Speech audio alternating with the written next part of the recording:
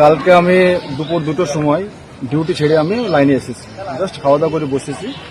আমার মেয়ে video call করে আমার সেরকম করে দেখাচ্ছে যে পাপা আমার মাথা ফেটে গিয়েছে, এতটুকু বুঝি ফোনটা পেলাম না। আমি আমার বাড়িতে সিসিটিভি ক্যামেরা লাগানো আছে, তার পরে আমি সিসিটিভি ফুটেজ দেখতে পাই খোশবাসপুরের কিছু দুষ্কৃতী এসে আমার বাড়িতে আমার মেয়েকে, আমার ছেলেকে, আমার বউকে বেধড়ক মারামারি করে ওদেরকে ওই জমিতে ফেলে দেয়।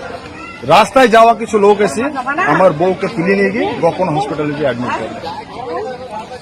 এই বিষয় নিয়ে আমি কান্দি থানার আইসিকে তৎক্ষণাৎ ভিডিও রেকর্ডিং পাঠাই। ওখান থেকে কান্দি থানার আইসি প্রথমে ভিডিওটা দেখলেন, দেখার পরে তারপরে পুলিশ প্রশাসন পাঠালেন গোপন হসপিটালে। গোপন হসপিটালে ছোটবাবু বসে আছে আমাদের জয়ন্ত মজুমদার।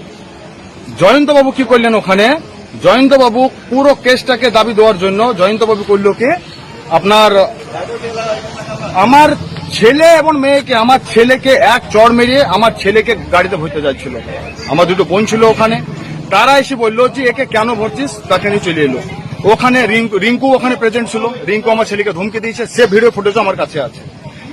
তারপরে আমি আমার ইউনিটে কাশ্মীরে ছিলাম, আমি কাশ্মীর থেকে ডাউন হলাম দেরাদুন থেকে ডাউন হলাম আমি দিল্লি থেকে তারপর আমি এমার্জেন্সি ছুটি করে আমি এখানে এলাম।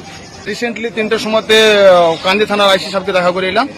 কান্দি থানার আইসি সাহেব আমাকে ভরসা দিলেন যে আমার উপরে ভরসা রাখো, আমি এর নিশ্চয় একটা সুধার করবো আর কি, সেই জিনিসটা আমাকে ভরসা দিয়েছেন। কিন্তু কান্দি থানার পুলিশ শুধুমাত্র কান্দি থানায় না, গোটা পশ্চিম বাংলারই এইরকম হাল। আমাদের মতো সেনার জওয়ানরা কেন সুরক্ষিত থাকবে না?